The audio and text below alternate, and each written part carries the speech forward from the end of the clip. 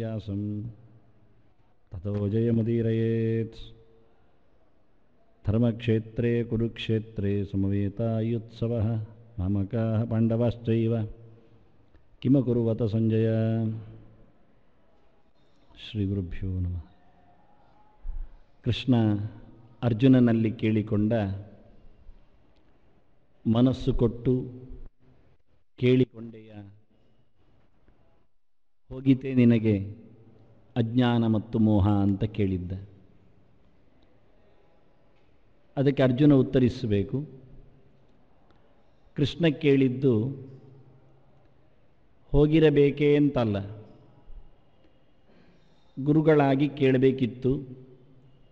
ಇನ್ನೇನಾದರೂ ಹೇಳಲಿಕ್ಕೆ ಉಳಿದಿತ್ತೆ ಅಂತ ಹೇಳುವಷ್ಟು ಹೇಳಿದ್ದೇನೆ ಎನ್ನುವ ಪ್ರಾಮಾಣಿಕವಾದ ಪ್ರಯತ್ನದ ಸಫಲತೆಯಲ್ಲಿ ಕೃಷ್ಣ ಕೇಳಿಕೊಂಡ. ಶಿಷ್ಯನ ಯೋಗ್ಯತೆಯನ್ನು ಅರಿಯದೆ ಗುರುಗಳು ವಿವರಿಸುವುದಿಲ್ಲ. ಅರ್ಜುನನ ಪ್ರಶ್ನೆ ಹೋಯಿತೇ, ಒಳಗೆ ನಿಂತ ಕಶ್ಮಲ ಜಾರೀತೇ, ಅವನ ಒಳಗೆ ಮತ್ತೆ ಗಡಸುತನ ಬೆಳೆದಿತ್ತೇ ಎನ್ನುವುದು ಕೃಷ್ಣನಿಗೆ ಗೊತ್ತಿಲ್ಲ ಎನ್ನುವುದಲ್ಲ, ಗೊತ್ತಾಗದೆ ಕೇಳಿದ್ದಾನೆ ಎನ್ನುವುದಲ್ಲ, ಆದರೆ ಶಿಷ್ಯ ಅದಕ್ಕೆ ತಯಾರಿಗೆ ಇದ್ದಾನೆ ಎನ್ನುವುದಾಗಬೇಕು. ಅದಕ್ಕೋಸ್ಕರ ಈ ಮುಂದಿನ ನಡೆಯಲ್ಲಿ ಈ ಸಂವಾದದ ಉಪಯೋಗದ ಬಗ್ಗೆ ಕೃಷ್ಣ ಹೇಳಲಿಕ್ಕೆ ಇದೆ, ವೇದವ್ಯಾಸರದನ್ನು ಉಲ್ಲೇಖ ಮಾಡಲಿಕ್ಕಿದೆ. ಹಾಗಾಗಿ ಕೃಷ್ಣ ಕೇಳಿಸಿಕೊಂಡಿದ್ದಾನೆ. ಅರ್ಜುನ ಉತ್ತರಿಸ್ತಾನೆ, ನಷ್ಟೋ ಮೋಹ ಸ್ಮೃತಿರ್ಲಬ್ಧ ತ್ವತ್ಪ್ರಸಾದಾತ್ಮಯಾಚ್ಯುತ ಸ್ಥಿತೋಸ್ಮಿ ಗತ ಸಂದೇಹ ಕರಿಷ್ಯೇ ವಚನಂತವ. ಬಹಳ ಸುಂದರವಾದ ಉತ್ತರವನ್ನು ಕೊಟ್ಟಿದ್ದಾನೆ. ನಾಜೂಕಾದ ಒಂದು ಉತ್ತರ, ಕೃಷ್ಣನ ಪ್ರಶ್ನೆಗೆ ಸಾಕೂತವಾದ ಹೇಳಿಕೆ. ಒಂದು ದೃಷ್ಟಿಯಿಂದ ಕೃಷ್ಣ ಕೇಳಿರುವಾಗ ಕಚ್ಚಿದ ಅಜ್ಞಾನ ಸಮೋಹ ಪ್ರಣಷ್ಟಃ ತೇ ಅಂತ ಕೇಳಿದ್ದ. ಅದರಲ್ಲಿಯೂ ಪಾರ್ಥ, ಧನಂಜಯ ಅಂತ ಎರಡು ರೀತಿಯ ಸಂಬೋಧನೆ ಮಾಡಿ ಅವನ ಹೆಗ್ಗಳಿಕೆಯನ್ನು ತೋರಿಸಿಕೊಟ್ಟು ಅವನ ಕುಲವಂತಿಕೆಯನ್ನು ನೆನಪಿಸಿಬಿಟ್ಟು ಸಂಬಂಧದ ಪ್ರಜ್ಞೆಯನ್ನು ಮತ್ತೆ ಜಾಗೃತಗೊಳಿಸಿ ಅವನೊಳಗಿರತಕ್ಕಂತಹ ದೈವಿಕ ಸಂಪತ್ತನ್ನು ಮತ್ತೆ ಹೆಚ್ಚುಗೊಳಿಸಿ ಕೃಷ್ಣ ಕೇಳಿದ್ದ. ಇವನು ಕೃಷ್ಣನ ಬಹಳ ಚೆನ್ನಾಗಿಯೇ ಸಂಬೋಧನೆ ಮಾಡಿದ್ದಾನೆ. ಮೊದಲು ಸಂಬೋಧನೆ ಮಾಡಿದ್ದ, ಕೊನೆಗೂ ಸಂಬೋಧನೆ ಮಾಡಿದ್ದ. ಅರ್ಜುನ ಅಷ್ಟೇ ವ್ಯವಸ್ಥಿತವಾಗಿ ಸೇನೆಯೋರ್ಭಯೋರ್ ಮಧ್ಯೆ ರಥಂ ಸ್ಥಾಪಯ ಮೇಚ್ಯುತ ಅಂದಿದ್ದ. ಬಹಳ ಚೆನ್ನಾಗಿದೆ. ಅಚ್ಯುತ ಅಂತ ಕರೆದು ಯಾವ ಕಾಲದಲ್ಲಿಯೂ ಯಾವುದಕ್ಕೂ ಏನೂ ಸಹ ತೊಂದರೆಯಾಗದ, ಕೊರತೆ ಇಲ್ಲದ, ಕಮ್ಮಿ ಬೀಳದ ಸಾಮರ್ಥ್ಯವುಳ್ಳ ನೀನು ನನ್ನ ದೊರೆ, ಹೋಗಿ ನಿಲ್ಲಿಸಯ್ಯ ಎರಡು ಸೇನೆಯ ನಡುವೆ ನನ್ನ ಗಾಡಿಯನ್ನು ಅಂದಿದ್ದ. ಇಲ್ಲಿ ಮತ್ತದೇ ಕೃಷ್ಣನನ್ನು ಕರೀತಾನೆ, ಅಚ್ಯುತ ಅಂತಲೇ ಕರೀತಾನೆ. ಬಹಳ ಚೆನ್ನಾಗಿ, ಯಾವ ಕಾಲದಲ್ಲಿಯೂ ನಿನ್ನಲ್ಲಿ ಏನೂ ಕೊರತೆ ಇಲ್ಲ, ಅಲ್ಲ ಅಷ್ಟೇ ಅಲ್ಲ, ನಿನ್ನಿಂದ ಕೇಳಿಸಿಕೊಂಡವನಿಗೂ ಯಾವ ಕಾಲಕ್ಕೂ ಯಾವುದರ ಚ್ಯುತಿಯೂ ಇಲ್ಲ ಎನ್ನುವುದು ನನಗೆ ಗೊತ್ತಾಗಿದೆ ಅಂತ ಅಲ್ಲಿಗೆ ಬಂದು ನಿಂತು. ಹೌದು, ನಿನಗೇನು ಕಮ್ಮಿ ಇಲ್ಲ, ನಿನ್ನನ್ನು ನಂಬಿದವರಿಗೂ ಏನೂ ಕಮ್ಮಿ ಇಲ್ಲ. ನಾವು ಭೌತ ಪ್ರಪಂಚದಲ್ಲಿ ಹೇಳಿದರೆ, ಅರ್ಜುನ ಅಧ್ಯಾತ್ಮ ಪ್ರಪಂಚದಲ್ಲಿ ಹೇಳಿದ್ದಾನದು. ನಿನಗೆ ಯಾವುದರ ಅರಿವಿನಲ್ಲಿಯೂ ಕೊರತೆ ಇಲ್ಲದ ಸರ್ವಜ್ಞ ತಮಮೂರುತಿ ನೀನು. ಸತ್ಯಂ ಜ್ಞಾನಮನಂತಂ ಬ್ರಹ್ಮ ಜ್ಞಾನಜ್ಞಾನ ಅಂತಾರೆ. ಸುಖ ಸುಖ ಅಂತವನು ನೀನು. ಹಾಗಾಗಿ ನನಗೂ ಇವತ್ತು ನಿನ್ನ ಜತೆಯಲ್ಲಿ ನಿಂತು ಸಂವಾದ ಮಾಡಿದ್ದರಿಂದ, ಪ್ರಶ್ನೆಗಳನ್ನು ಕೇಳಿಸಿಕೊಂಡದ್ದರಿಂದ ಅದರ ಉತ್ತರಗಳು ಚೆನ್ನಾಗಿ ಕುಳಿತು ನಾನು ಯಾವುದೇ ಜ್ಞಾನದ ಹಂತದಲ್ಲಿ ಚ್ಯುತಿಯನ್ನು ಪಡೆಯದಂತೆ, ಅದು ಮತ್ತೆ ಚ್ಯುತವಾಗದಂತೆ ಕೇಳಿಸಿಕೊಂಡಿದ್ದೇನೆ ಅನ್ನುವ ಒಂದು ಭರವಸೆಯನ್ನು ಮೂಡಿಸ್ತಾನೆ. ಆ ಸಂಬೋಧನೆಯಲ್ಲಿಯೇ ಅಂತರಾಳದ ಅಭಿಪ್ರಾಯದ ಪ್ರಸಾರ ಚೆನ್ನಾಗಿದೆ. ಅದು ವಾಸ್ತವವಾಗಿ ಮೊದಲಿಂದಲೂ ಅರ್ಜುನ ಎಲ್ಲಿದ್ದಾನೆ ಎನ್ನುವ ಅಲ್ಲಿಂದ ಶುರು ಮಾಡಿದರೆ, ಅರ್ಜುನ ನಿಂತಲ್ಲಿ ಹೇಗಿದ್ದೇನೆ ಹೇಳುತ್ತಾನೆ. ಅಲ್ಲಿ ಹೇಳಿದ್ದ, ಎಲ್ಲ ಗರಗರನೆ ತಿರುಗಿ ಕೊನೆಗೆ ಅವನು ಕುಳಿತಿದ್ದ ನೆಲದಲ್ಲಿ. ರಥೋಪಸ್ಥೋಪಾವಿಶತ್ ಅಂತ ವಿಸೃಜ್ಯ ಶಶರಂ ಚಾಪಂ, ಕೈಯಲ್ಲಿದ್ದದ್ದನ್ನೆಲ್ಲ ಎಸೆದಲ್ಲ, ಅದೇ ಕೈ ಶಿಥಿಲವಾಗಿ ಜಾರಿ ಬಿದ್ದು ಹೇಳ್ತಾನೆ, ನನ್ನದೇನು ಗಟ್ಟಿ ಆಗ್ತಾ ಇಲ್ಲ, ಮುಷ್ಟಿ ಗಟ್ಟಿ ಹಿಡಿಲಿಕ್ಕೆ ಬರ್ತಾ ಇಲ್ಲ, ಬೆರಳು ಸಡಿಲಾಗಿದೆ, ತೋಳಿನಲ್ಲಿ ಯಾವುದೇ ರೀತಿಯಾದ ಸಾಮರ್ಥ್ಯ ಉಳಿದಿಲ್ಲ, ಅದು ತನ್ನತನವನ್ನು ಕಳ್ಕೊಂಡಿದೆ ಅಂದ. ಅದು ಜಾರ್ತಾ ಇದೆ ಎಂದು ಸಿದಂತಿ ಮಮ ಗಾತ್ರಾಣಿ ವ್ಯಪದುಶ್ಚ ಶರೀರೇಮೆ ಅಂದಿದ್ದು. ಈಗ ಅದೇ ಹೇಳ್ತಾನೆ, ಸ್ಥಿತೋಸ್ಮಿ ಅಂದ, ನಿಂತಿದ್ದೇನೆ ಅಂದ. ರಥೋಪಸ್ಥಃ ಉಪಾವಿಶತಿತ್ತು, ಕುಸಿದಿದ್ದ, ರಥದ ನಡುವೆಯಲ್ಲಿ ಕುಸಿದ ಅರ್ಜುನ ಈಗ ಹೇಳ್ತಾನೆ ಸ್ಥಿತೋಸ್ಮಿ, ನಿಂತಿದ್ದೇನೆ ಅಂದ. ನಿಂತಿದ್ದೇನೆ ಅಂತ ಎದ್ದು ನಿಂತಿದ್ದಾನೆ. ಸ್ಥಿತಿ ಅಂದರೆ ಹಾಗೆ ನಿಲ್ಲುವುದು, ಗಟ್ಟಿಯಾಗಿ ನಿಂತಿದ್ದೇನೆ, ಈಗ ಅಲುಗಾಡುವುದಿಲ್ಲ. ಅರ್ಜುನನ ನಿಲ್ಲುವಿಕೆಗೆ ಒಂದು ವ್ಯವಸ್ಥೆ ಇದೆ, ಅದು ಗಾಡಿಯಲ್ಲಿದ್ದಾಗ. ಸಾಮಾನ್ಯವಾಗಿ ವಾಹನದಲ್ಲಿ ಯಾರೂ ಸಹ ಅಲುಗಾಡದೆ ಇರುವುದಿಲ್ಲ, ಅಲುಗಾಡಬೇಕಾಗತ್ತೆ. ವಾಹನ ನಲುಗಿದಾಗ ಅಲುಗದೆ ಏನು ಮತ್ತೆ. ಆದರೆ ಅರ್ಜುನನ ಹೆಗ್ಗಳಿಕೆಯಲ್ಲಿ ಒಂದು ಮಾತು ಬಂದಿದೆ. ಅವನು ಇಂದ್ರಕೀಲ ಪರ್ವತಕ್ಕೆ ಕಾಡಿಗೆ ತೆರಳಿದಾಗ ವನವಾಸದ ಸಂದರ್ಭದಲ್ಲಿ ತಪಸ್ಸಿಗೆ ಹೋಗಿದ್ದ. ಅಲ್ಲಿ ಕಿರಾತನನ್ನು ಮೆಚ್ಚಿಸಿ ಶಿವನನ್ನು ಒಲೈಸಿ ಅಲ್ಲಿಂದ ಸ್ವರ್ಗಕ್ಕೆ ತೆರಳಿದ್ದ. ಸ್ವರ್ಗಕ್ಕೆ ಅವನು ತೆರಳಿದ್ದಲ್ಲ, ಸ್ವರ್ಗಕ್ಕೆ ಅವನನ್ನು ಬರಮಾಡಿಸಿಕೊಂಡಿದ್ರು ಅಷ್ಟೆ. ಅವನದ್ದು ತಪಸ್ಸು ಮುಗಿದಾಗ ಇಂದ್ರ ರಥ ಕಳುಹಿಸ್ತಾನೆ ಸ್ವರ್ಗದಿಂದ, ಮಾತಲಿ ರಥ ತಂದಿರ್ತಾನೆ. ಇವೆಲ್ಲ ನೋಡಿಕೊಂಡೋದ್ರೆ ಬಹಳ ಚಂದವಾಗಿರುತ್ತದೆ. ಭೌಗೋಳಿಕವಾಗಿ ನಾವು ಅದನ್ನು ಅರ್ಥ ಮಾಡಿಕೊಳ್ಳಿಕ್ಕಾಗತ್ತೆ. ಹಿಮಾಲಯದ ಯಾವುದೋ ಒಂದು ತಪ್ಪಲು, ಒಂದು ಕೊರಕಲು, ಒಂದು ಮೂಲೆ, ಅದು ಇಂದ್ರಕೀಲ ಪರ್ವತ. ಅಲ್ಲಿ ಒಂದು ಗಂಧಮಾದನ ಎಲ್ಲ ಇದ್ದ ಹಾಗೆ ಅದೊಂದು ಪರ್ವತ. ಅಲ್ಲಿ ಕೂತಿದ್ದಾನೆ. ಅಲ್ಲಿ ಅವನಿಗೆ ಶಿವ ದರ್ಶನ ಆಗಿದೆ, ಅಸ್ತ್ರ ಲಾಭ ಆಗಿದೆ. ಅಲ್ಲಿಗೆ ರಥ ಬಂದಿದೆ. ಮಾತಲಿ ಇದ್ದಾನೆ ಸಾರಥಿ, ಇಂದ್ರನ ಸಾರಥಿ ಇದ್ದಾನೆ. ಇಂದ್ರನದ್ದೇ ರಥ ಬಂದಿದೆ ಸ್ವರ್ಗಲೋಕದಿಂದ. ಅರ್ಜುನನನ್ನು ಬರಲಿಕ್ಕೆ ಹೇಳಿದ್ದಾನೆ. ಇಂದ್ರ ಕರೆದಿದ್ದಾನೆ, ನಾನು ಬಂದಿದ್ದೇನೆ, ಸ್ವರ್ಗಕ್ಕೆ ಬರಬೇಕಂದೇನು. ಆಯಿತು ಅಂತ ರಥ ಹತ್ತಿದವ.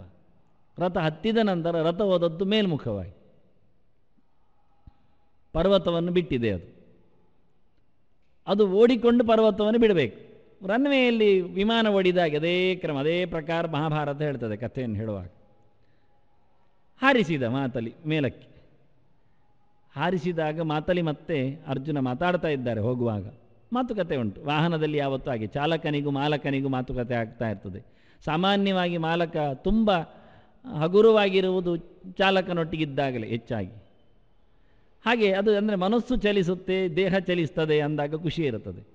ಆಗ ಮಾತಲಿ ಹೇಳುತ್ತಾನೆ, ಭೇಷ್ ಅಂದಾನೆ. ಯಾಕೆ ಅಂದ ಅರ್ಜುನ, ನಾನು ರಥವನ್ನು ಎಬ್ಬಿಸಿದಾಗ ಸಹಜವಾಗಿ ಇಂದ್ರನೇ ನಲುಗುವುದುಂಟು ನನ್ನ ವೇಗಕ್ಕೆ, ವಾಹನ ಚಲಾವಣೆ ನಡೆದಾಗ. ನೀನು ನಲುಗದೆ ನಿಂತಿದ್ದಿ, ನಿನ್ನ ಪೌರುಷಕ್ಕೆ ಮೆಚ್ಚಿದೆ ಅಂದ. ಇದು ಇಷ್ಟು ಸಣ್ಣ ವಿಷಯವನ್ನು ಗುರುತಿಸ್ತಾರೆ. ಹೇಳಲಿಕ್ಕೇನು ನಮಗೆ ಹೇಳುವಾಗ ಇಷ್ಟೆಲ್ಲ ತೋರಿಸಬೇಕಾ? ವಾಹನದ ಸಂಚಾರ, ಅದರ ವೇಗದ ಕ್ರಮ, ಅದು ಏರುವ ವ್ಯವಸ್ಥೆ, ಗಾಳಿಯಲ್ಲಿ ಹಾರುವಾಗ ಹೇಗಿರುತ್ತೆ ಎಲ್ಲ ಅಂತ. ಆದರೆ ಅಷ್ಟನ್ನು ಸಹ ಅವರು ಗಮನಿಸಿ ಬರೆದಿಡಬೇಕಾದ್ರೆ, ಅದನ್ನು ಮಾತಲ್ಲಿ ಗುರುತಿಸಿ ಹೇಳಿರಬೇಕಾದ್ರೆ ಏನೋ ಒಂದು ಔಚಿತ್ಯವನ್ನು ನಾವು ನೋಡಬೇಕಾಗುತ್ತೆ. ಇದು ಪಾತ್ರದ ವಿಶ್ಲೇಷಣೆಯಲ್ಲಿ ಮಾತ್ರ ಕಾಣುವ ಕೆಲವು ಮುಖಗಳು. ಇದನ್ನು ಮಾತಲ್ಲಿ ಗುರುತಿಸಿ ಹೇಳ್ತಾನೆ ಅರ್ಜುನನಿಗೆ. ಯಾವತ್ತೂ ನಡೆಯುವ, ಯಾವತ್ತೂ ಆಗುವ ಇಂದ್ರನ ಸಂಚಾರದಲ್ಲಿ ಇಲ್ಲದ ಒಂದು ವಿಶೇಷವನ್ನು ಅದೇ ಅಂಶದಲ್ಲಿ ಅರ್ಜುನನಲ್ಲಿ ಕಂಡಿದ್ದಾನೆ. ಆದರೆ ಅರ್ಜುನ ಇಂದ್ರನಿಗಿಂತ ಮಿಗಿಲಿದ್ದಾನೆ. ಯಾಕೆ? ಅವನು ನರ, ಅವನು ಶೇಷ. ಅದೆಲ್ಲ ಹೇಳುವುದಿಲ್ಲ, ಅಲ್ಲಿ ಮಾತಾಡೋದಿಲ್ಲ ಯಾರು ಸಹ. ಇದು ನಾನು ಮಾತಾಡೋದು. ನರ ನಾರಾಯಣ ಯೌತವು ತಾವೇವ ಅರ್ಜುನ ಕೇಶವವು ಅಂತ. ಅರ್ಜುನ ಯಾರು? ನರ. ನರೇ ವಿಷ್ಣು ಸಮಾವೇಶ ಅರ್ಜುನೇತು ನರಾವೇಶ ಅಂತ. ನರ ಅಂದರೆ ಅವಶೇಷ, ನೆಲ ಹೊತ್ತವನ ವಿಶೇಷ ಅದು ವಸ್ತು. ಶೇಷನಿಗೆ 2 ಅವತಾರ ಈ ಮನ್ವಂತರದಲ್ಲಿ, ಲಕ್ಷ್ಮಣ ಮತ್ತು ಬಲರಾಮ. ಆ ಮನ್ವಂತರದಲ್ಲಿ 1 ಅವತಾರ, ಅದು ನರ. ಮೊದಲ ಮನ್ವಂತರ ಸ್ವಯಂಭುವದಲ್ಲಿ. ಅದನ್ನು ಅವನು ನರ, ನೆಲ ಹೊತ್ತವ. ನೆಲ ಹೊತ್ತವನು ನಡುಗುವುದುಂಟೆ? ನೆಲ ಹೊತ್ತವನು ನಡುಗಿದರೆ ನೆಲ ಹೇಗಿರಬೇಡ? ಎಷ್ಟು ಭಾರದ ವ್ಯಕ್ತಿ ಆತ, ಅವನು ಹಗುರ ಆಗುವುದು ಹೇಳ್ಕೊಂಡು ಹೋಗುವವರಿಗೆ. ಆದ್ದರಿಂದ ಯಾವ ಕಾಲದಲ್ಲಿಯೂ ಅರ್ಜುನ ನಲಗಲಿಕ್ಕಿಲ್ಲ. ಅದನ್ನು ತೋರಿಸಿಕೊಟ್ರು. ಅಂದರೆ ಅವನ ಗಡಸುತನ ಅವನ ನಿಲುಗಡೆಯಲ್ಲಿರತಕ್ಕಂತಹ ಒಂದು ಅದ್ಭುತವಾದಂತಹ ಸ್ಥಿತಿಸ್ಥಾಪಕತ್ವ ಶಕ್ತಿ ಅದು ಉಲ್ಲೇಖ ಮಾಡಿ. ಅಯಸ್ಕಾಂತಕ್ಕೆ ಸಿಲುಕಿ ಎಲ್ಲವೂ ಎಳೆಯಲ್ಪಡುತ್ತದೆ, ತಮ್ಮತನವನ್ನು ಕಳ್ಕೊಳ್ತದೆ. ಅಯಸ್ಕಾಂತ ಓಡುವುದಿಲ್ಲ. ಅದೊಂದು ಸಂಕರ್ಷಣ ಶಕ್ತಿ. ಅವನು ಅಲುಗಾಡುವುದಿಲ್ಲಿಗೆ, ಅವನು ಉಳಿದವರನ್ನು ನಲುಗಿಸ್ತಾನೆ ತನ್ನ ಕರ್ಷಣೆಯಿಂದ. ಅವನು ಅಲಗುವುದಿಲ್ಲ. ಅದನ್ನು ಹೇಳಿ ಸ್ಥಿತೋಸ್ಮಿ ಅಂದ. ಈ ನಿಲುಗಡೆಯ ವ್ಯವಸ್ಥೆ ಅದು ಅರ್ಜುನನದು. ಗಟ್ಟಿಯಾಗಿದ್ದೇನೆಂದರೆ ಆಗ ನಲುಗಿದ್ದು ಹೌದು, ಕುಸಿದದ್ದು ಹೌದು. ನಿನ್ನ ಎದುರು ಅಹಂಕಾರಪಟ್ಟು ನಾನು ಮಾನಸಿಕವಾಗಿ ಕೆಳಗೆ ಬಿದ್ದಿದ್ದೆ. ಈಗ ಅರ್ಥ ಆಗಿದೆ, ನಷ್ಟೋ ಮೋಹ. ಕುಸಿಯಲು ನನ್ನ ದೇಹ ಕಾರಣ, ನನ್ನ ಮನಸ್ಸಿನ ಕುಸಿತ. ಈಗ ಮನಸ್ಸು ಇವತ್ತು ಗಟ್ಟಿಯಾಗಿದೆ ಅಂದಾಗ ನಾನು ಮತ್ತೆ ಎದ್ದು ನಿಂತಿದ್ದೇನೆ ಅಂದ. ಅದಕ್ಕೆ ಕಾರಣ ನೀನು ಅಚ್ಯುತ. ಅಚ್ಯುತ ಎನ್ನುವುದು ಕೃಷ್ಣನ ಚಿಕಿತ್ಸಕ ಧರ್ಮವನ್ನು ಉಲ್ಲೇಖ ಮಾಡಿದೆ. ಯಾವ ವೈದ್ಯ ಇನ್ನೊಬ್ಬನಿಗೆ ಚಿಕಿತ್ಸೆ ಕೊಡುವಲ್ಲಿ ಅವನು ಅಸಫಲನಾಗ್ತಾನೋ, ಅಥವಾ ಅವನಲ್ಲಿರತಕ್ಕಂಥ ರೋಗ ಖಾಲಿಯಾಗದೆ ಅವನೇ ಖಾಲಿ ಆಗ್ತಾನೋ, ಎರಡೂ ಆಗತ್ತೆ. ಚ್ಯುತಿ ನಾಶ ಎನ್ನುವುದು ಎರಡು ರೀತಿಯಿಂದ ಆಗತ್ತೆ. ರೋಗಿಯ ರೋಗವೂ ನಾಶ ಆಗ್ಬೋದು, ರೋಗ ಹಿಡಿದ ರೋಗಿಯೂ ನಾಶ ಆಗ್ಬೋದು. ಅದನ್ನ ಕೃಷ್ಣನ ಇನ್ನೊಬ್ಬರಲ್ಲಿರತಕ್ಕ ರೋಗವನ್ನು ನಿವಾರಿಸುವ ಸಾಮರ್ಥ್ಯವನ್ನು ಅಚ್ಯುತ ಅಂತ ಕರೆದು, ಅದರಿಂದ ಅಚ್ಯುತೇತಿ ಮನಃಪೂತಂ ಮನಂತೇಚಿತ ಹೇಳಿಕೊಂಡು ವಾಕ್ಪುತಃ ಗೋವಿಂದೇತಿ ತನುಪೂತ ಅಂತ ಹೇಳಿಕೊಂಡು 3 ನಾಮಸ್ಮರಣೆಯ ತ್ರಿಕರಣದ ಶುದ್ಧಿಯನ್ನು ಹೇಳಿದ್ದಾರೆ. ಅಚ್ಯುತ, ಅನಂತ, ಗೋವಿಂದ. ಇಲ್ಲಿ ಕೊನೆಯಲ್ಲಿ ಅಚ್ಯುತ ಹಾಕಿದ.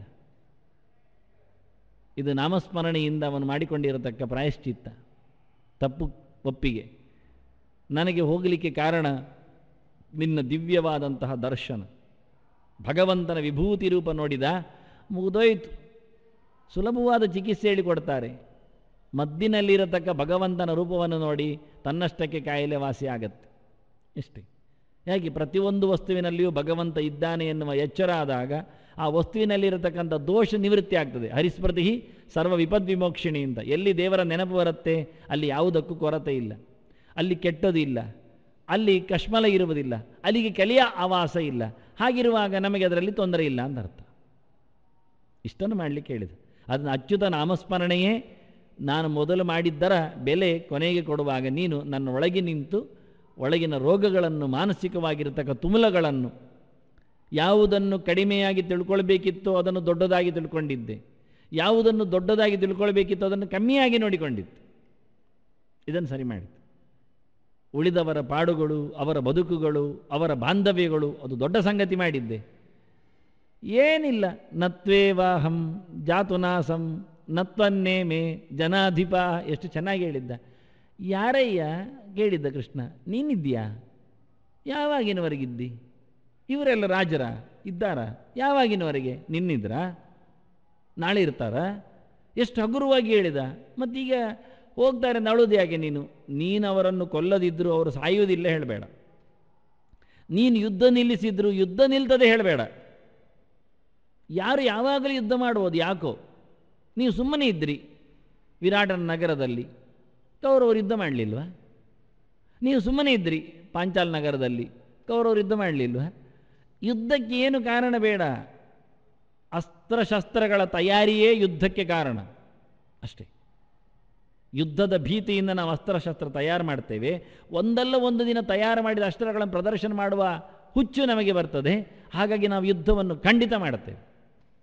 ಈಗ ನಾವು ಹೇಳುತ್ತೇವೆ ದೇಶಗಳಲ್ಲಿ ಅಸ್ತ್ರಶಸ್ತ್ರಗಳನ್ನು ಒಟ್ಟು ಮಾಡಬೇಡಿ. ಕೇಳ್ತಾರೆ ಯಾರಾದರೂ? ಕೇಳುವುದಿಲ್ಲ. ಗುಟ್ಟಿನಲ್ಲಿ ಅದನ್ನಿಟ್ಟುಕೊಂಡಿದ್ದಾರೆ. ಆದ್ದರಿಂದ ಗುಟ್ಟಿನಲ್ಲಿ ಯುದ್ಧ ಮಾಡ್ತಾರೆ ಕಳಿಸಿಕೊಟ್ಟು. ಯಾರಿಗೋ ಯಾರೋ ಗುಟ್ಟಿನಲ್ಲಿ ಸಹಾಯ ಮಾಡಿ ಯಾರಿಗೋ ಹೊಡೆಯುವಂತೆ ಮಾಡ್ತಾರೆ, ಹೇಳುವುದಿಲ್ಲ. ಹಾಗಾಗಿ ಯಾವ ಕಾಲದಲ್ಲಿಯೂ ಇವರಿದ್ದಾರೆ ಇಲ್ಲ ಹೇಳಬೇಡ ಅಂತ ಬಹಳ ಸುಲಭವಾಗಿ ಬಿಡಿಸಿ ಹೇಳಿದ್ದ. ಅದನ್ನು ಯಾವುದನ್ನು ದೊಡ್ಡದು ಮಾಡಿದ್ನೋ ಅರ್ಜುನ, ಅದನ್ನು ಸಣ್ಣದು ಮಾಡಿದ. ಯಾವುದು ಸಣ್ಣದೋ ಅದನ್ನು ದೊಡ್ಡದು ಮಾಡಿದ. ಅರಿವಿನೊಡನೆ ಕರ್ಮವನ್ನು ನನಗೊಪ್ಪಿಸಿ ನಡೆಸುವುದನ್ನು ಯಾವ ಕಾಲಕ್ಕೂ ಮರಿಬೇಡ. ನೀನೇ ಹೋರಾಡ್ತಿ, ನಾನು ಹೋರಾಡಿ ನರಕಕ್ಕೆ ಹೋದರೆ ಎಲ್ಲೆಯ ನೀನಿದ್ದಿ? ನಿನ್ನನ್ನು ದೊಡ್ಡದು ಮಾಡಬೇಡ, ಮಿತ್ತ ಮಾತ್ರ ನನ್ನನ್ನು ದೊಡ್ಡದು. ಎಷ್ಟು ತಿರುಗಿಸಿ ಹೇಳಿದ. ಇದನ್ನು ಅಚ್ಯುತ ಹೇಳಿದ್ದು. ನೀನು ಎಲ್ಲಿ ತಪ್ಪಿದೆಯೋ ಅದನ್ನು ಸರಿಗೊಳಿಸಬೇಕು, ಎಲ್ಲಿ ಸರಿಯಾದದ್ದನ್ನು ಬಿಟ್ಟುಕೊಟ್ಟೆಯೋ ಅದನ್ನು ಮತ್ತೆ ಸಿಕ್ಕಿಸಬೇಕು. ಇದನ್ನು ಕೃಷ್ಣ ಬಹಳ ಚೆನ್ನಾಗಿ ಅದನ್ನು ಅರ್ಜುನ ಉತ್ತರಿಸುವಾಗಲೂ ಕೃಷ್ಣ ಹೊಳೆಯಿತು. ತಪ್ಪು ಸರಿಯಾಗಿದೆ, ಸರಿ ತಪ್ಪಾಗಿದೆ. ನಾನು ಯಾವುದನ್ನು ಸರಿ ಅಂತ ಹೇಳಿಕೊಂಡಿದ್ದು ತಪ್ಪು ಅಂತ ಗೊತ್ತಾಗಿದೆ, ಯಾವುದು ನಾನು ತಪ್ಪು ಅಂತ ಹೇಳಿಕೊಂಡಿದ್ದೇನೆ ಅದು ಇವತ್ತು ಸರಿಯಿಂದ ಅರ್ಥ ಆಗಿದೆ ಅಂತ. ನಷ್ಟೋ ಮೋಹ. ಮೋಹ ಅಂದರೆ ಅದೇ ವಿಪರೀತವಾದಂಥ ಅರಿವು. ಸರಿಯನ್ನು ತಪ್ಪಾಗಿ ತಿಳಿಯುವುದು, ತಪ್ಪನ್ನು ಸರಿಯಾಗಿ ತಿಳಿಯುವುದು ದೊಡ್ಡ ಮೋಹ. ತನ್ನನ್ನು ದೊಡ್ಡದು ಮಾಡಿಕೊಂಡು ಇನ್ನೊಬ್ಬರನ್ನು ಸಣ್ಣದು ಮಾಡಿಕೊಂಡು ಇರುವುದೇ ಇಲ್ಲಿನ ಪ್ರಮಾದ, ಮೋಹದ ಮತ್ತೊಂದು ಮುಖ ಅದು. ಅದು ಹಿಂದೆ ಹೇಳಿದ್ದ ಕೃಷ್ಣ. ಅಂದ ಕೃಷ್ಣನ ಮೇಲಿನ ಭರವಸೆಯನ್ನು ಕಡಿಮೆ ಮಾಡಿಕೊಂಡು ತನ್ನ ತೋಳಿನ ತನ್ನ ಅಸ್ತ್ರಶಸ್ತ್ರದ ಸಂಪಾದನೆಯ ಬಲದ ಮೇಲೆ ಆತುಕೊಂಡು ನಾನೊಬ್ಬನೇ ಹೋರಾಡುವುದು ಅನ್ನುವಂತೆ ಅರ್ಜುನ ಹೊರಟಾಗ ಕೃಷ್ಣ ನಾನು ಇದ್ದೇನೆ ಅನ್ನುವುದು ನೆನಪಿಟ್ಟುಕೋ ಅಂತಾನೆ. ಕೊನೆಗೆ ನಾನೇ ಇದ್ದೇನೆ ಅಂತಾನೆ. ಅದು ಅರ್ಥ ಆಗಲಿ ಅಂತಾನೆ. ಹಾಗೆ ಆಗಲಿಕ್ಕೋಸ್ಕರ ನಷ್ಟೋ ಮೋಹ ಸ್ಮೃತಿರ್ಲಬ್ಧ ಅಂತ ನೆನಪಾಯಿತು. ಎಲ್ಲ ನೆನಪು ಬಂತು, ನೆನಪು ಆಯ್ತು ಹೇಳೋದಿಲ್ಲ, ನೆನಪು ಬಂತು ಅಂದ ಲಬ್ಧ. ಎಲ್ಲಿಯಾದರೂ ನೆನಪು ಬರುವುದುಂಟುಂಟು, ನೆನಪು ಸಿಗುವುದುಂಟುಂಟೆ, ಲಾಭ ಆಯಿತು ಅಂತಾನೆ. ನನಗೆ ಸ್ಮರಣೆಯ ಲಾಭ ಆಯಿತು, ನನಗೆ ನೆನಪಿಗೆ ಬಂತು ಅಲ್ಲ, ನೆನಪು ಸಿಕ್ಕಿತು. ಅದು ಎಂಥದ್ದಾಗುವುದಾಗಿ. ಅದಕ್ಕೆ ಸ್ಮೃತಿ ಅಂದರೆ ಎಂಥ ಅರ್ಥ ವಾಸ್ತವವಾಗಿ. ಶ್ರುತಿ ಬಹಳ ಸುಂದರವಾಗಿ ಹೇಳುತ್ತೆ. ಸನೋ ದೇವ ಸ್ಮೃತ್ಯ ಶುಭಯ ಸಂಯುನಕ್ತು ಅಂತ. ಇದು ತೈತ್ತಿರೀಯದ ಸಂಹಿತೆಯ ವಾಕ್ಯ. ಯಜುರ್ವೇದ ಹೇಳುತ್ತೆ. ವೇದದ ಗೆರೆಗಳೆಲ್ಲ ಬಹಳ ಚಂದ, ಸಣ್ಣ ಗೆರೆಗಳು, ತುಂಬ ಅರ್ಥದಲ್ಲಿ ನಮ್ಮನ್ನು ದುಡಿಸಿಕೊಳ್ಳುವಂಥದ್ದು. ಸನೋ ದೇವ, ಆ ದೇವರು ನಮ್ಮನ್ನು, ನಹ ಅಂದರೆ ನಮ್ಮನ್ನು ಅಂತ ಅರ್ಥ, ನಮ್ಮ ಅಂತಲೂ ಅರ್ಥ. ಆ ನಮ್ಮ ದೇವರು ಎಷ್ಟು ಚೆನ್ನಾಗಿದೆ. ನಮ್ಮ ದೇವರು ಹೇಳುವಾಗ ಎಷ್ಟು ಹೆಮ್ಮೆ ಬೇಡ, ನಮಗೆ ಅಂದಾಗ ಎಷ್ಟು ಖುಷಿ ಆಗೋದಿಲ್ಲ. ಆ ನಮ್ಮ ದೇವರು ನಮಗೆ ಒಳ್ಳೆಯ ಬುದ್ಧಿ ಕೊಡಲಿ. ಶುಭಯ ಸ್ಮೃತ್ಯ ಸಂಯುನಕ್ತು. ನಾವು ಗಾಯತ್ರಿ ಮಂತ್ರ ದಿನ ಕೇಳುತ್ತೇವೆ, ಆದರೆ ಇದು ಒಂದು ಮಂತ್ರ ಎಷ್ಟು ಚೆನ್ನಾಗಿದೆ. ಸನೋ ದೇವ ಶುಭಯ ಸ್ಮೃತ್ಯ ಸಂಯುನಕ್ತು ಅಂತ. ಒಳ್ಳೆಯ ನೆನಪಿನಲ್ಲಿ ನನ್ನನ್ನು ದೇವರು ಯಾವತ್ತೂ ತೊಡಗಿಸಲಿ. ನಮ್ಮ ದೇವರು ನಮ್ಮನ್ನು ನಮಗೆ ಒಳ್ಳೆಯ ಬುದ್ಧಿ ಕೊಟ್ಟು ನಡೆಸಿಕೊಡಲಿ ಎನ್ನುವ ಪ್ರಾರ್ಥನೆಯಲ್ಲಿದೆ. ಅಲ್ಲಿ ಸ್ಮೃತಿ ಅಂದರೆ ಬುದ್ಧಿಯಿಂದ. ಯಾಕೆಂದರೆ ಶ್ವೇತಾಶ್ವತರ ಉಪನಿಷತ್ತು ಅದೇ ಅರ್ಥ ಕೊಡ್ತದೆ, ಅದೇ ಶಬ್ದ. ಸನೋ ಬುದ್ಧಿಯ ಶುಭಯ ಸಂಯುನಕ್ತಿ. ಅಲ್ಲಿ ದೇವಶಬ್ದ ಇಲ್ಲ. ಅವನು ಅಂದರೆ ಮುಗಿದು ದೇವರು ಅಂತ ಅರ್ಥ, ಇನ್ಯಾರು ಅಂತ ಹೇಳಬೇಕಾಗಿಲ್ಲ. ಅದು ಹಿಂದೆಲ್ಲ ಬಂದಿದೆ. ಯೋ ಬ್ರಹ್ಮಾಣಂ ವಿದದಾತಿ ಪೂರ್ವಂ ಯೋ ವೈ ವೇದಾಂಶ ಪ್ರೇಣೋ ತಸ್ಮೈ ಅಂತ ದೇವರ ಸುದ್ದಿ ಸುಮಾರು ಬಂದಿದೆ. ತುಂಬ ಬಂದ ನಂತರ ಇದು 3ನೇ ಅಧ್ಯಾಯಕ್ಕೆ ಹೋದ ಮಂತ್ರ, 4ನೇದ್ದು.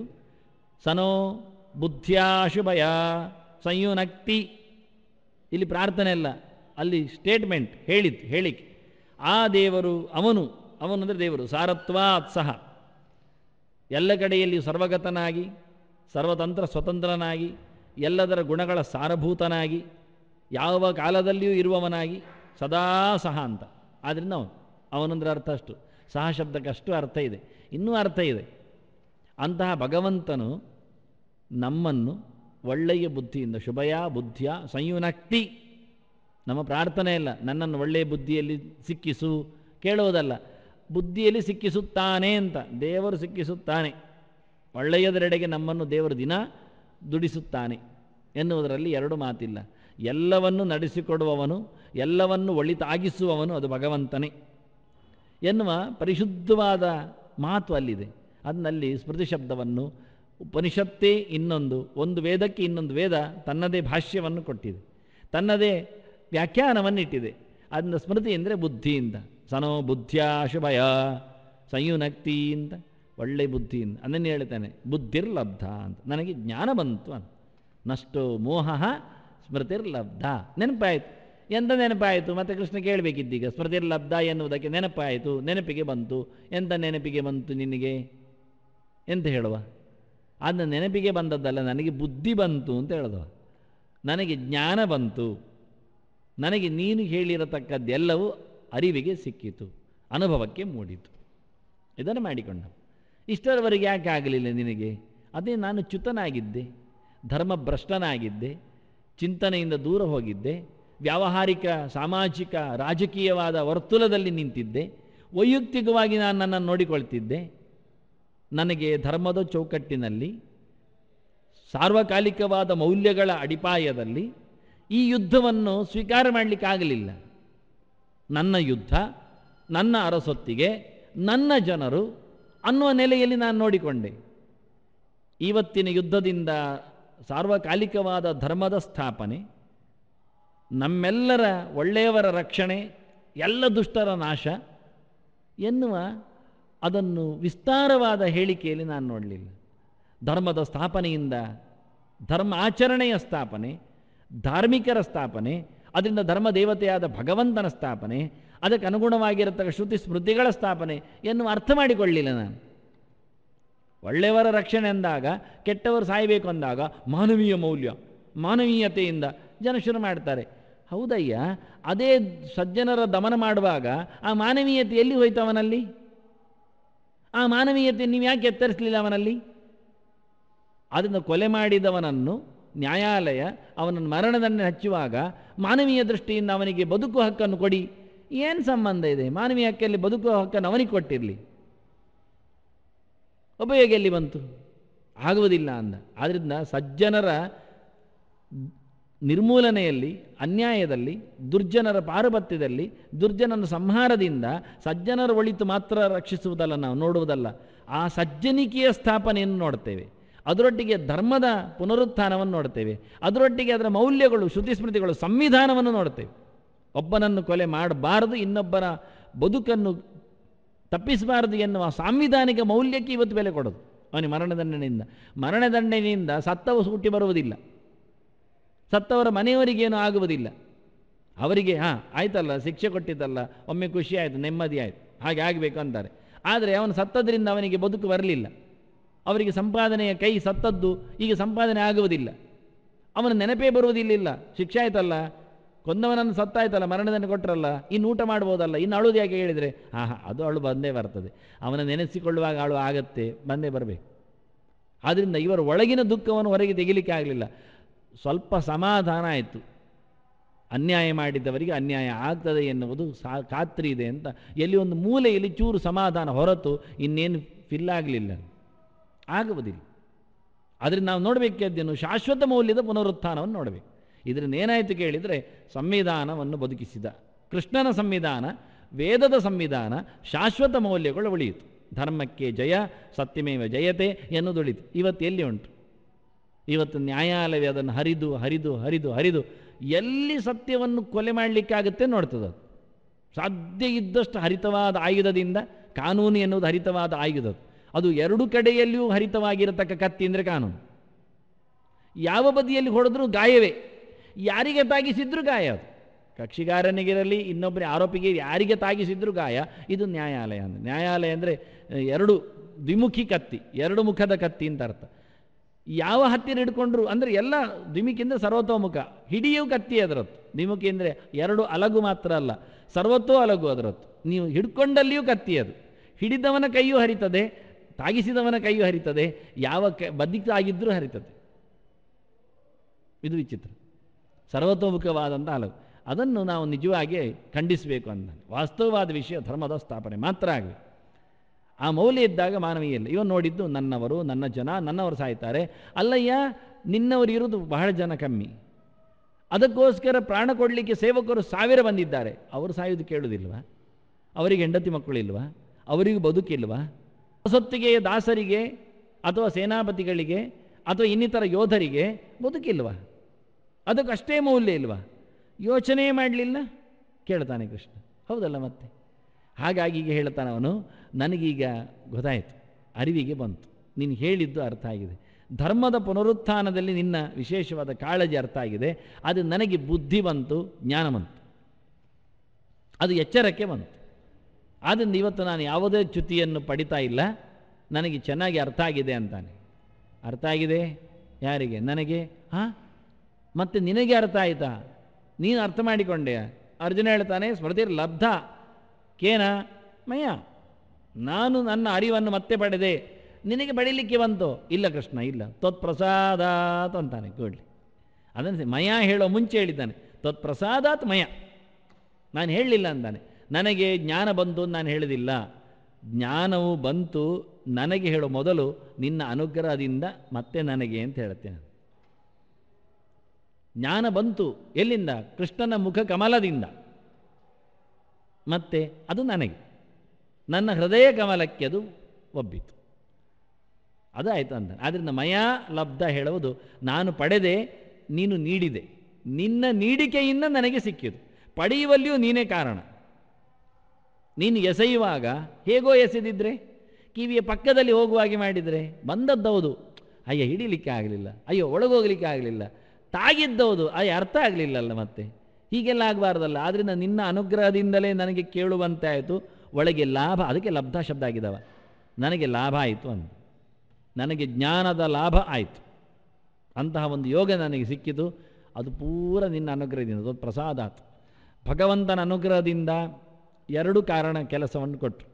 ಒಂದು ನಷ್ಟೋ ಮೋಹ ಸ್ಮೃತಿರ್ಲಬ್ಧ, ಒಂದು ಲಾಭ ಒಂದು ನಷ್ಟ. ಇದೆರಡು ಶ್ಲೋಕ ಭಾಳ ಚೆನ್ನಾಗಿದೆ. ಬದುಕಿನ ಲಾಭ ನಷ್ಟವನ್ನು ಹೇಳ್ತದೆ.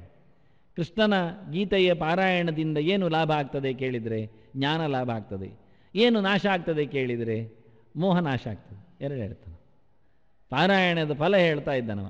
ಹೇಳಿ ಆಗಿದೆ, ಹೇಳಿದವರು ಏನಾಗ್ತಾರೆ, ಕೇಳಿದವರು ಏನಾಗ್ತಾರೆ ಅದೆಲ್ಲ ಹೇಳಿದ್ದಾನವನು. ಆದರೆ ಫಲಿತಾಂಶ ಹೇಳಲಿಲ್ಲ ಎಂತಾಗ್ತದೆ ಅಂತ. ಇದು ಆಗಲೇ ಆಗತಕ್ಕ, ಇದು ದೃಷ್ಟಫಲ. ಮತ್ತೆ ಈಗಲೇ ಕಾಣುವಂಥದ್ದು. ತಲೆಯೊಳಗೆ ಅಡರಿದ್ದ ಮೋಹವು, ಅಜ್ಞಾನವು, ವಿಪರೀತ ಜ್ಞಾನವು, ಭಗವಂತನ ಬಗ್ಗೆ, ಧರ್ಮದ ಬಗ್ಗೆ, ಇತರ ವಿಷಯಗಳ ಬಗ್ಗೆ ಇರತಕ್ಕಂಥ ತಪ್ಪು ಕಲ್ಪನೆಗಳು, ಅದು ಮೊದಲು ಪೂರ ಹೋಗ್ತದೆ. ಅದು ಹೋಗದಿದ್ದರೆ ಮತ್ತೆ ಲಾಭ ಬಂದದ್ದು ಉಳಿಯುವುದಿಲ್ಲ, ಹಾಳಾಗ್ತದೆ. ಅದನ್ನು ಮೊದಲು ನಾವು ಮಾಡೋದು ಅದನ್ನೇ. ಯಾವಾಗ ಮೊದಲಿಗೆ ಇರತಕ್ಕಂತಹ ದೋಷಗಳನ್ನು ತೆಗೆದುಹಾಕಬೇಕು. ನಾನು ಹೆಚ್ಚಾಗಿ ಹೇಳುತ್ತೇನೆ ಅದನ್ನು. ತಟ್ಟೆಯಲ್ಲಿದ್ದ ಹಾಲು ಅದು ಹಾಕಲಿಕ್ಕೆ ಬರಬೇ ಮುಂಚೆಯೇ ಒಳಗಿರತಕ್ಕ ಕಿಲುಬನ್ನು ತೆಗೆದಿರಬೇಕು. ನಿನ್ನೆಯ ಹಾಳು ಅದರಲ್ಲಿದ್ದರೆ ಅದನ್ನು ಶುದ್ಧವಾಗಿ ತೊಳೆದು ನೀರ ಪಸೆಯೂ ಉಳಿಯದಂತೆ, ಉಳಿದ್ರೆ ಮತ್ತೆ ಶೇಷ ಆಯಿತು. ನಾವು ಅಷ್ಟು ಕಾಳಜಿ ಕೊಡುವುದಿಲ್ಲ. ಇವತ್ತು ದೇವರಿಗೆ ಫ್ರೆಶ್ ಹಾಲು ಕೊಡಬೇಕಾದರೆ ಸಮರ್ಪಣೆಗೆ ಒಳಗೆ ಏನಿರಬಾರ್ದು. ಹಿಂದೆ ಎಲ್ಲ ಪಾತ್ರೆಯನ್ನು ತೊಳೆದ ಬಳಿಕ, ಒರೆಸಿಟ್ಟ ಬಳಿಕ ಮರುದಿನ ಮತ್ತೆ ಅದನ್ನು ಬೆಂಕಿಯ ಮೇಲೆ ಇಟ್ಟು ತೆಗೆಯುವುದು ಒಂದು ಸರ್ತಿ. ಯಾಕೆಂದರೆ ಬೆಂಕಿಯಿಂದಲೂ ಒಂದು ಶುದ್ಧಿ ಅಂತ ಇದೆ, ಬೆಂಕಿಯಿಂದ ಶುದ್ಧಿ ಅಂತ ಅದೊಂದು ಕ್ರಮ. ಅದು ಒಣಗಿಸಲಿಕ್ಕೆ ಪಾತ್ರೆಯನ್ನು ಕಾಯಿಸುವ ವ್ಯವಸ್ಥೆ ಅಲ್ಲ, ಆದರೂ ಒಂದು ರೀತಿ. ಅಷ್ಟು ಕೈಯ ಪಸೆ, ನೀರಿನ ಪಸೆ ಅದರಲ್ಲಿ ಬರಬಾರದು ಅಂತ, ಅಷ್ಟು ಶುದ್ಧವಾಗಿರಬೇಕು. ಇವತ್ತು ಒಂದು ಹಳ್ಳಿಯಿಂದಲೇ ಪಾತ್ರೆಯನ್ನು ತೊಳೆದು ಸೀದಾ ತಗೊಂಡೋಗಿ ಅದರಲ್ಲೇ ಹಾಲು ಅಂತ ತರ್ತಾರೆ. ಪ್ರಯೋಜನ ಏನಾಯಿತು? ಯಾರೋ ತೊಳೆದ ಪಾತ್ರೆ, ಕೈಯು ಅದರಲ್ಲೇ ತೊಳೆದದ್ದು, ಮತ್ತು ಅದೇ ನೀರು ಎಲ್ಲ ಹೋಗುತ್ತೆ. ಕೇಳಲಿಕ್ಕೆ ಇಲ್ಲ. ಮತ್ತೆ ಒಂದು ತೊಟ್ಟು ನೀರು ಬಿದ್ದರೂ ಮುಗಿದೋಯ್ತು. ನೀರು ಹಾಕಿದ್ದು ಎನ್ನುವುದರಲ್ಲಿ ತಪ್ಪಿಲ್ಲ. ಅದು ನಳ್ಳಿದ್ದಂದರೆ ಯಾರು ಮುಟ್ಟಿದ್ದೆ ಮತ್ತೆ ಕೇಳಲಿಕ್ಕಿಲ್ಲ, ಎಲ್ಲ ಮನೆಯದ್ದು ಸೇರಿ ಇರ್ತದೆ. ಇದು ಲೇಖ ಅದಕ್ಕೋಸ್ಕರ ಮೊದಲು ಹೇಳ್ತಾನೆ, ಮೊದಲು ಶುದ್ಧ ಆಗಬೇಕು, ಪೂರ ಶುದ್ಧ ಆಗಬೇಕು, ಸ್ವಲ್ಪವೂ ಇರಬಾರ್ದು. ಕಶ್ಮಲ, ನಿನ್ನೆದ್ದು ಅಥವಾ ಹಾಳಾದದ್ದು, ಇನ್ನೊಬ್ಬರದ್ದು ಯಾವುದು ಅದರಲ್ಲಿ ಬರಲಿಕ್ಕಿಲ್ಲ. ಪರಿಪೂರ್ಣವಾದ ಶುದ್ಧದ ವ್ಯವಸ್ಥೆ ಅಂತ. ಅದೆಂಥದಕ್ಕೆ ಹಾಗೆ ಕೇಳಿದರೆ ಅಷ್ಟೇ. ಒಂದು ಚೂರು ವಿಷ ಉಂಟೆ ಅಂದರೆ ನಾವು ಇಟ್ಕೊಳ್ತೇವೆಯಾ? ಯಾವುದೋ ಒಂದು ರೀತಿಯ ಲಿಕ್ವಿಡ್ ಹಾಕಿದ್ದಾರೆ, ದ್ರಾವಣ ಹಾಕಿದ್ದಾರೆ ಶುದ್ಧಕ್ಕೋಸ್ಕರ, ಅದೇ ಪಾತ್ರೆ ಅದು ತೊಳೆದಿಲ್ಲ ಹೇಳಿದರೆ ನಾವು ಉಪಯೋಗಿಸ್ತೇವೆ? ಕೆಳಗೆ ಹಾಕಿಟ್ಟಿದ್ದಾರೆ, ಪರವಾಗಿಲ್ಲ. ಇಲ್ಲ, ನಾವೇನು ಮಾಡ್ತೇವೆ ಆಗ? ದ್ರಾವಣದ ಪಸೆ ಮಾತ್ರ ಹೋಗಬೇಕು ನೋಡುವುದಿಲ್ಲ, ಮತ್ತು ಅದರ ವಾಸನೆಯೂ ಹೋಗಬೇಕು ಹೇಳ್ತೇವೆ. ಮತ್ತೆ ಇಲ್ಲಾದ ಆ ಪಾತ್ರೆಯಲ್ಲಿ ಅದೇ ದ್ರಾವಣದ ವಾಸನೆ ಬರ್ತಾ ಇರ್ತದೆ, ಶುದ್ಧಿಗೆ ಬಳಸಿದ ಲಿಕ್ವಿಡ್ ಇದ್ದ ವಾಸನೆ ಬರುತ್ತೆ. ಇದೆಂತ ಕೇಳ್ತೇವೆ ನೋಡಿ. ಎಲ್ಲಿವರೆಗೆ ವಸ್ತು ಹೋದರೂ ನಮಗೆ ಆಗದು, ವಸ್ತುವಿನ ಘಾಟು ಇರಬಾರ್ದು. ಅರ್ಥ ಏನು? ಅಲ್ಲಿಯ ವಾಸನೆ ಉಂಟುಂತಾದರೆ, ವಾಸನೆಯೋ ಅದರದ್ದು ಪರಿಮಳವೋ ಗಂಧವೋ ಉಂಟುಂತಾದರೆ ಆ ವಸ್ತು ಸೂಕ್ಷ್ಮವಾಗಿ ಉಂಟು ಅಂತ ಅರ್ಥ. ವಿಷಯ ಅಷ್ಟೇ. ಅಂದರೆ ಅದು ತರ್ಕ ಒಂದು ಲೆಕ್ಕದಿಂದ. ತೋಟದಲ್ಲಿ ಮಲ್ಲಿಗೆ ಅರಳಿತ್ತು, ಹೇಗೆ ಗೊತ್ತಾಯ್ತು ನಿಮಗೆ? ಕಣ್ಣಿಗೆ ಕಾಣಲಿಲ್ಲ, ಪರಿಮಳ ಬಂತ್ರಿ. ಪರಿಮಳ ಬಂತು ಅಂದರೆ ಮಲ್ಲಿಗೆ ಬಂತ? ಮಲ್ಲಿಗೆ ಬರಲಿಲ್ಲ, ಮಲ್ಲಿಗೆ ಅಲ್ಲೇ ಉಂಟು, ಮತ್ತು ಪರಿಮಳ ಹೇಗೆ ಬಂತು? ಮಲ್ಲಿಗೆ ಅರಳಿದಾಗ ಅದರ ಒಳಗಿರತಕ್ಕಂಥ ಗಂಧವು ಗಾಳಿಯಲ್ಲಿ ಲೀನ ಆಗ್ತದೆ. ಅದರ ಅದೇ ಎಂಥದ್ದು? ಮಣ್ಣಿನದ್ದೇ ಅದು. ಮಣ್ಣಿನಲ್ಲಿದ್ದ ಗಂಧವನ್ನೇ ಮಲ್ಲಿಗೆ ತನ್ನಲ್ಲಿ ಆವಾಹಿಸಿಕೊಂಡು ಅದರ ತನ್ನತನವನ್ನು ಸೇರಿಸಿಕೊಂಡು ಹೊರಗೆ ಸೂಸಿದೆ. ಆದರೆ ನೀವು ಮಣ್ಣು ಮೂಸಿದರೆ ಪರಿಮಳ ಬರೋದಿಲ್ಲ. ಅದು ಮಲ್ಲಿಗೆಗೆ ಅರಳಿದಾಗ ಪರಿಮಳ ಬರ್ತದೆ. ಅದು ಗಾಳಿ ಒಟ್ಟು ಸೇರಿದಾಗ, ಆ ಗಾಳಿ ಆಚಿಂದ ಬಂದು ನಮ್ಮ ಮೂಗಿಗೆ ಮುಟ್ಟಿದಾಗ ಅದು ನಮಗೆ ಪರಿಮಳವನ್ನು ತರ್ತದೆ. ಈಗೇನು ಅರ್ಥ ಆಯಿತು? ಗಾಳಿಯಲ್ಲಿ ಸೂಕ್ಷ್ಮವಾಗಿ ಆ ಮಣ್ಣಿನ ಕಣಗಳು, ಮಲ್ಲಿಗೆಗೆ ತಾಗಿದ ಮಣ್ಣಿನ ಕಣಗಳು ಅಂಟಿಕೊಂಡಿವೆ, ಅದು ನಮ್ಮನ್ನು ಮುಟ್ಟಿದೆ. ಹಾಗಾದರೆ ಅಷ್ಟು ಇರಬಾರ್ದು. ಗಂಧದ ಪಸೆಯೂ ಬರಬಾರ್ದಲ್ಲಿ, ನೀರ ಪಸೆ ಇರಬಾರ್ದು, ಮಣ್ಣಿನ ಪಸೆ ಇರಬಾರ್ದು. ಪರಿಮಳ ಅಂದರೆ ಮಣ್ಣಿನ ಪಸೆ. ಇಷ್ಟೆಲ್ಲ ನೋಡಲಿಕ್ಕುಂಟು. ಇದನ್ನು ಒಪ್ಪಿಕೊಳ್ಳುತ್ತೇವೆ ನಾವು. ಪಾತ್ರೆ ವಾಸನೆ ಬರ್ತಾ ಇದೆ, ಅದು ಡೆಟ್ಟಾಲ್ ವಾಸನೆ ಉಂಟು, ಅದು ಮತ್ತೆ ಬೇರೆ ತನ್ನಿ ಅಂತೀವಿ. ಅದು ಯಾಕೆ ಬೇರೆ ತರಬೇಕು? ಅದು ವಾಸನೆ ಇದ್ರೆ ಏನದು? ಅದು ಹಾಲಿಗೆ ವಾಸನೆ ಬರುತ್ತೆ, ಬರಲಿ ಅಯ್ಯ. ಅಂತೂ ವಸ್ತು ಇಲ್ಲಲ್ಲಲ್ಲಿ, ದ್ರಾವಣ ಚೂರು ಇಲ್ಲಲ್ವ, ಮತ್ತೇನು? ಹಾಗಾಗಿ ನಾವು ಎಷ್ಟು ಚೆನ್ನಾಗಿ ತೊಳೆದ್ರೂ ವಾಸನೆಯೂ ತೆಗೆಯುವಂತೆ ಅದಕ್ಕೆ ಕರ್ಮದ ವಾಸನೆ ಹೇಳೋದು. ಸಂಸ್ಕಾರವನ್ನು ವಾಸನಾಶಬ್ದದಿಂದ ಕರೆದಷ್ಟೇ. ವಾಸನೆ ಅಂದರೆ ಅಷ್ಟೇ, ನೆನಪು ಅಂತ ಅರ್ಥ. ಅದರಿಂದ ಕರ್ಮದ ನೆನಪು ಇರದಂತೆ ತಪ್ಪಿನ, ಕಲಿಯ, ದೋಷದ, ಕಲ್ಮಶದ, ವಿಷದ ಸಂಶಯವೂ ಇಲ್ಲದಂತೆ ನಷ್ಟೋ ಮೋಹ ಮತ್ತೆ ಸ್ಮೃತಿ ಲಬ್ಧ. ಒಂದು ನಾಶ, ಒಂದು ಲಾಭ, ಅದು ಈ ಶಬ್ದ ಪ್ರಯೋಗ. ನಷ್ಟೋ ಮೋಹ ಸ್ಮೃತಿ ಲಬ್ಧ ಅಂತ ಲಾಭ ಮತ್ತು ನಷ್ಟದ ಶಬ್ದ ಎರಡು ಹಾಕಿ ಅದು ಎರಡೂ ಕಾರಣ ನೀನೆ. ಯೋಗಕ್ಷೇಮಂ ವಹಾಮ್ಯಹಂ ಹೇಳಿದವ ನೀನು. ತತ್ಪ್ರಸಾದ. ನಾಶಕ್ಕೂ ಪರಿಪೂರ್ಣವಾಗಿ ಕಾರಣ ನೀನೆ.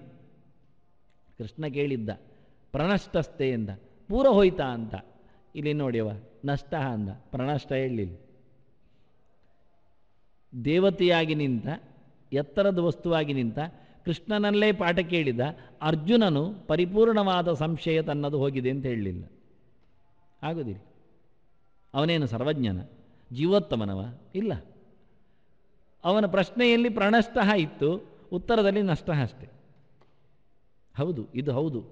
ನೀವು ಅರ್ಜುನನನ್ನು ಕಮ್ಮಿ ಮಾಡಬೇಕು ಅಂತಲ್ಲ, ಅರ್ಜುನನೇ ಕಮ್ಮಿ ಆಗಿದ್ದಾನೆ ಹೇಳುತ್ತಾನವ. ಇನ್ನು ಮುಂದಕ್ಕೆ ಅಶ್ವಮೇಧಿಕ ಪರ್ವಕ್ಕೆ ಬಂದಾಗ ಕೃಷ್ಣನಲ್ಲಿ ಕೇಳುತ್ತಾನೆ. ಆಗ ಪುರುಸೋತ್ತಿತ್ತು ಅವರಿಗೆಲ್ಲ, ಯುದ್ಧ ಎಲ್ಲ ಮುಗಿದಿದೆ. ಕೃಷ್ಣ ನನಗೆ ಇನ್ನೊಮ್ಮೆ ಹೇಳಬೇಕು. ಹಾಂ ಅಂತಾನೆ, ಇನ್ನೊಮ್ಮೆ ಹೇಳಬೇಕು, ಇನ್ನೊಮ್ಮೆ ಹೇಳಬೇಕು. ಮತ್ತೆ ಎಂತಾಯಿತು? ಮರೆತು ಹೋಯ್ತು ಎಲ್ಲ ಅಂತಾನೆ. ಗಡಿಬಿಡಿಯಲ್ಲಿ ಕೇಳಿದೆ, ಮರೆತು ಹೋಯಿತು. ನಾವೆಲ್ಲ ಮರೆತು ಹೋಯ್ತು ಹೇಳಲಿಕ್ಕಿಲ್ಲ, ಯಾಕೆಂದರೆ ಅವನು ಚೂರಿ ಹೊತ್ತಿನಲ್ಲಿ ಕೇಳಿದ್ದು 3 ವರ್ಷ ಕೇಳಿದ್ದೇವೆ, ಮರೆಯುವುದು ಹೇಗೆ? ಮರೆತು ಹೋಯ್ತು, ಇನ್ನೊಮ್ಮೆ ಹೇಳಿ ಅಂತಾನೆ. ಕೃಷ್ಣ ಅದನ್ನು ಹೇಳ್ತಾನೆ. ಆಗಲೇ ಹೇಳುತ್ತಾನೆ, ಇದು ತನ್ಮೇ ಸುಮಹಾದ್ ಅಪ್ರಿಯಂ ಅಂತಾನೆ. ನನಗಿದು ಇಷ್ಟ ಅಲ್ಲದ ಸಂಗತಿ ಅಂತಾನೆ. ನಾನಿದನ್ನು ನಿರೀಕ್ಷೆ ಮಾಡಲಿಲ್ಲ ನಿನ್ನಲ್ಲಿ ಉತ್ತರವನ್ನು.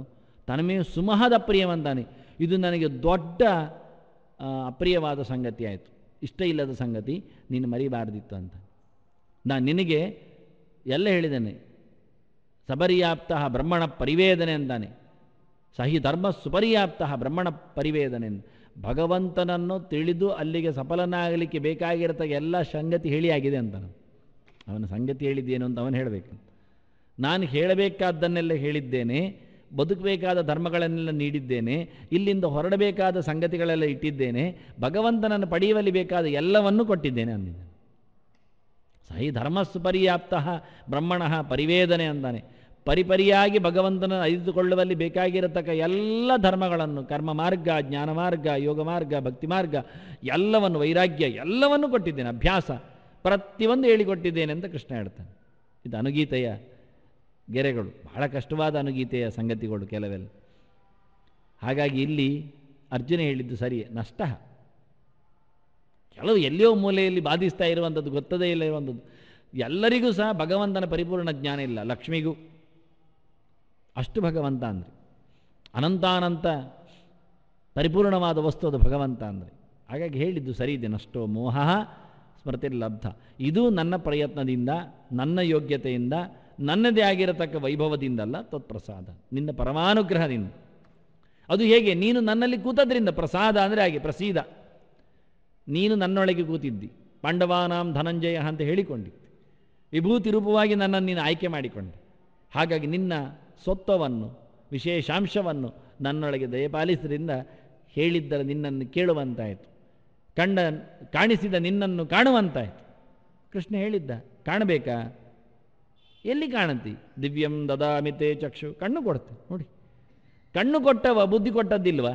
ಬುದ್ಧಿ ಕೊಡದಿದ್ರೆ ಕೇಳಲಿಕ್ಕಿತ್ತ? ಅದನ್ನ ಕಣ್ಣು ಕೊಟ್ಟ ಕೃಷ್ಣ ಕಿವಿಯೂ ಕೊಟ್ಟಿದ್ದಾನೆ, ಕಿವಿ ಕೊಟ್ಟ ಕೃಷ್ಣ ಮನಸ್ಸು ಕೊಟ್ಟಿದ್ದಾನೆ. ಅದನ್ನು ಹೇಳ್ತಾನೆ. ಸ್ಮೃತಿ ಲಬ್ಧ ಅಂದ.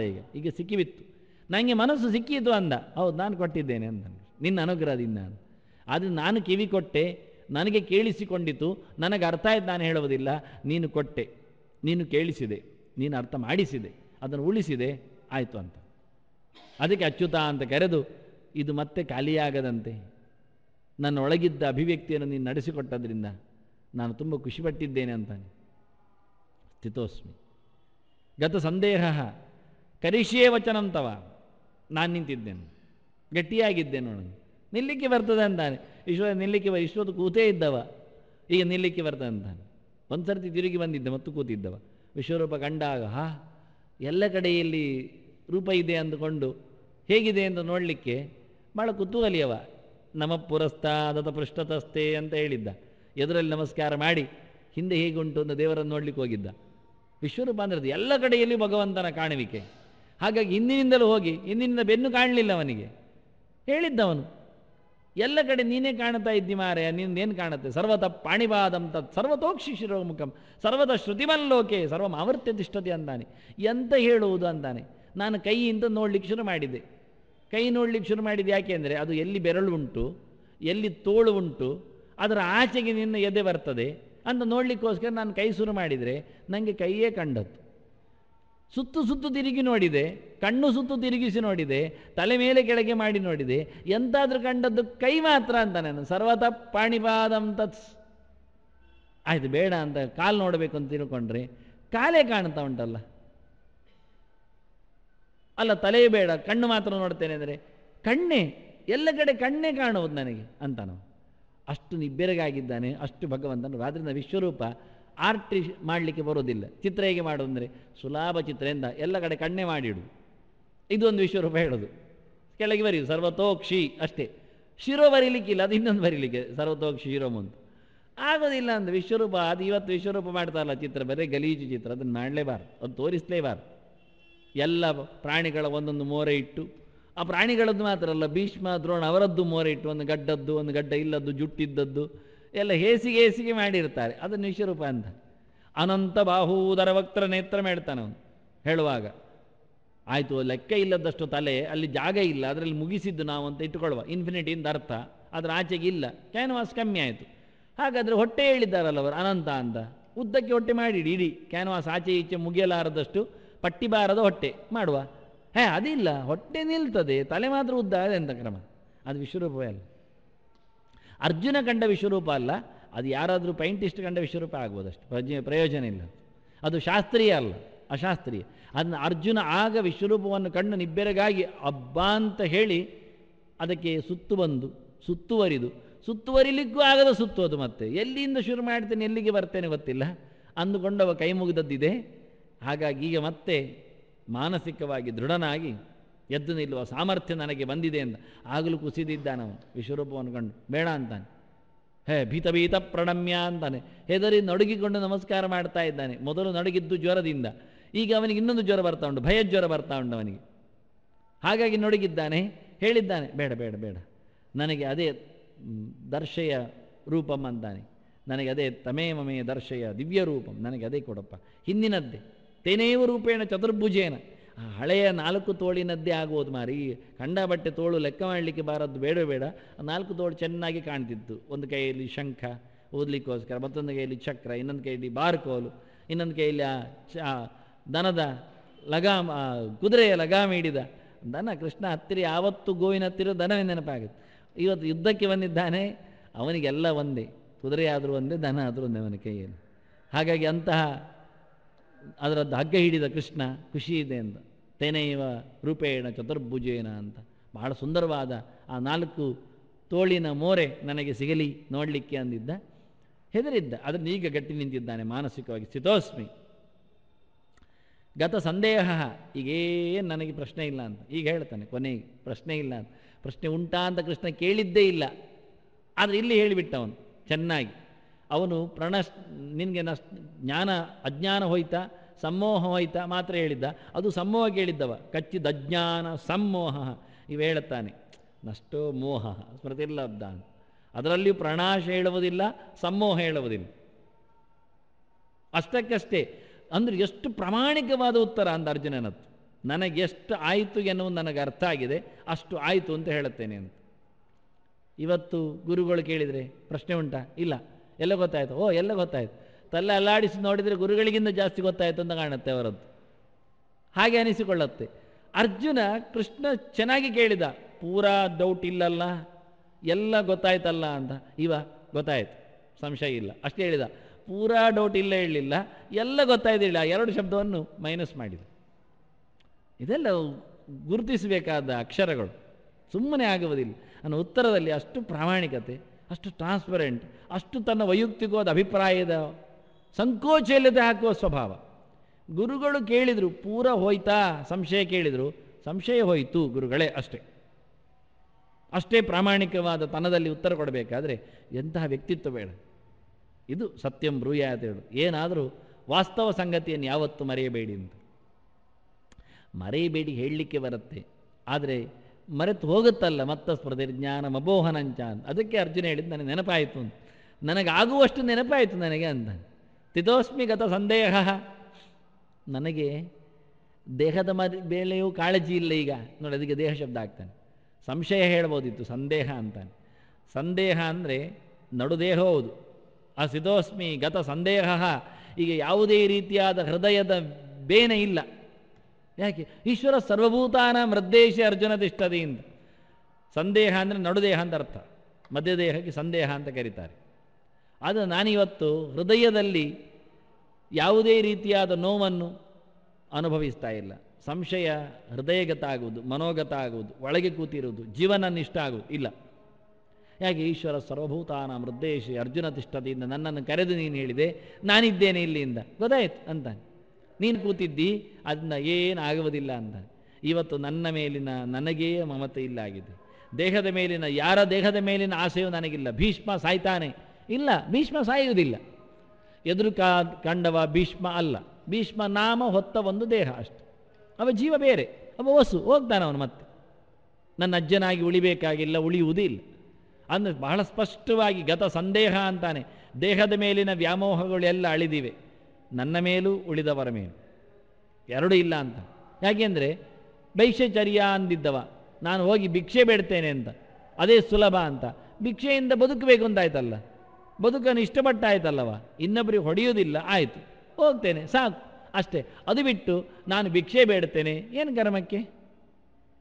ಅದನ್ನ ಕ್ಷತ್ರಿಯನಾಗಿ ಭಿಕ್ಷೆ ಬೇಡುವುದು ಅವಮಾನ, ಬದುಕಬೇಕೆನ್ನುವ ಹಮ್ಮು ಇನ್ನೊಂದು ಬಗೆ. ಅದರಿಂದ ಇವತ್ತು ಹೇಳ್ತಾನೆ ಗತ ಸಂದೇಹ ಅಂತ. ಮೊದಲು ಶುರು ಮಾಡಿದ್ದೇ ಹಾಗೆ. ಇವರೆಲ್ಲೆಲ್ಲ ನೋಡಿಕೊಂಡು ಬಂದು ದೇಹದ ಮೇಲಿನ ವ್ಯಾಮೋಹದಿಂದ ಕುಸಿದು ಬಿದ್ದ ಅರ್ಜುನ ಕೊನೆಗೆ ಹೇಳುತ್ತಾನೆ, ಈ ದೇಹದ ಮೇಲೆ ಚೂರು ಅಭಿಮಾನ ಇಲ್ಲ ಕೃಷ್ಣ ಅಂತಾನೆ. ಚೆನ್ನಾಗಿ ಆಯಿತು, ಕೃಷ್ಣ ಹೇಳಿದ್ದೆ ಅದನ್ನು.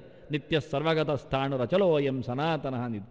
ಜೀವನಿತ್ಯ ಅಂತ ವಾದ ಶುರು ಮಾಡಿದ್ದ. ಎಷ್ಟೋ ಜನರಿಗೆ ಅದು ಡೈಜೆಸ್ಟ್ ಆಗಲಿಲ್ಲ. ಕೃಷ್ಣ ಹೇಳಲಿಕ್ಕೆ ಹೋದದ್ದು ಆತ್ಮವಾದ. ಯಾಕೆ? ಬ್ಯಾಟಲ್ ಫೀಲ್ಡಲ್ಲಿ, ಯುದ್ಧದ ಹೊತ್ತಿನಲ್ಲಿ ಯುದ್ಧ ಬೇಕೋ ಬೇಡವೋ, ಬಂಧುಗಳ ಕಥೆಯನ್ನು ಹೇಳುವುದು, ಜೀವನಿತ್ಯತ್ವವಾದ ಶುರು ಮಾಡಿದ ಅಂತ. ಆತ್ಮನಿತ್ಯ, ದೇಹ ಅನಿತ್ಯ, ಹುಟ್ಟಿದವ ಸಾಯ್ತಾನೆ, ಮಗು ಬೇರೆ ಆದಂತೆ ಬೆಳೆದಂತೆ, ಕೌಮಾರ ಹೋಗಿ ವೃದ್ಧಾಪ್ಯ ಬಂದಂತೆ. ಯಾರಿಗೆ ಬೇಕಿದೆಲ್ಲ ವೇದಾಂತ? ನಾವು ಕೇಳಿದ್ನು. ಸಂಬಂಧ ಇಲ್ಲದ ಸಂಗತಿ ಬೆಳೆದು ತಂದಿದ್ದಾನೆ ಆತ್ಮವಿಜ್ಞಾನವನ್ನು. ಸಂಬಂಧ ಇಲ್ಲದ ವಿಷಯ ಯಾರು ಹೇಳುವುದಿಲ್ಲ. ಕೊನೆಗೂ ಹೇಳಿದ್ದೇನೆ ಯುದ್ಧ ಮಾಡು ಅಂತ, ಮಾಡಿದ್ದೇನೆ. ಯುದ್ಧ ಬೇಕೋ ಬೇಡವೋ ಅಂತ ಪ್ರಶ್ನೆ, ಅದರ ಬಗ್ಗೆ ಅವನು ಒಂದಿಷ್ಟು ಧರ್ಮದ ಚಿಂತನೆ ಕೊಟ್ಟಿದ್ದ. ಯುದ್ಧಕ್ಕೂ ಸಹ ಸಾಮಾಜಿಕವಾಗಿ ಕೊಟ್ಟ. ಸಂಕರೋ ನರಕಾಯೈವ ಅಂತ, ಸ್ತ್ರೀಷು ದುಷ್ಟಾಸು ವಾರ್ಷ್ಣೇಯ ಅಂತ, ಯುದ್ಧದಲ್ಲಿ ಆಗುವ ಅನಾಹುತ, ಸ್ತ್ರೀಯರ ಆಕ್ರಂದನ, ಜಾತಿಯ ಬದುಕು, ಅವಹೇಳನಕರವಾದ ಚಿಂತನೆ, ಬಂಧುಗಳ ಹತ್ಯೆ ಎಲ್ಲ ತೋರಿಸಿದ್ದ ಸಾಮಾಜಿಕವಾಗಿ. ಅದರೊಟ್ಟಿಗೆ ಪಾರಮಾರ್ಥಿಕವಾಗಿ ಗುರುಗಳನ್ನು ಕೊಂದು, ಗುರುವಿನ ಹತ್ವಾಹಿ ಮಹಾನುಭಾವಾನ್ ಶ್ರೇಯೋ ಭೋಕ್ತು ಭೈಕ್ಷಮಪಯೋಲೋಕ. ನರಕಕ್ಕೆ ಹೋಗ್ತೇವೆ, ನರಕೆ ನಿಯತಂ ವಾಸ. ಚೆನ್ನಾಗಿ ಧಾರ್ಮಿಕವಾಗಿ ಸಾಂಸ್ಕೃತಿಕ ಮೌಲ್ಯದೊಡನೆ ಸಂಬಂಧಿಕ ಪ್ರಜ್ಞೆಯಿಂದ ಗುರುಗಳ ಹನನ ತಪ್ಪು ಅಂತ ಹೇಳಿಕೊಂಡು ಇಷ್ಟೆಲ್ಲ ವಾದ ಮಾಡಿದವನಿಗೆ ಕೃಷ್ಣ ಶುರು ಮಾಡಿದ ಅಜೋ ನಿತ್ಯ ಶಾಶ್ವತೋಯಂ ಪುರಾಣ ಹೇಳಿಕೊಂಡು. ಆತ್ಮ ಅಂತ ಒಂದುಂಟು, ಅದು ಎಲ್ಲರಲ್ಲಿಯೂ ಇದೆ, ಅದು ಬೇರೆ ಬೇರೆ ಇದೆ, ಶುರು ಮಾಡಿ. ಯಾರಿಗೆ ಬೇಕು ಅಂತ ಅದು ಇಲ್ಲಿ ಉತ್ತರ ಕೊಡ್ತಾನೆ.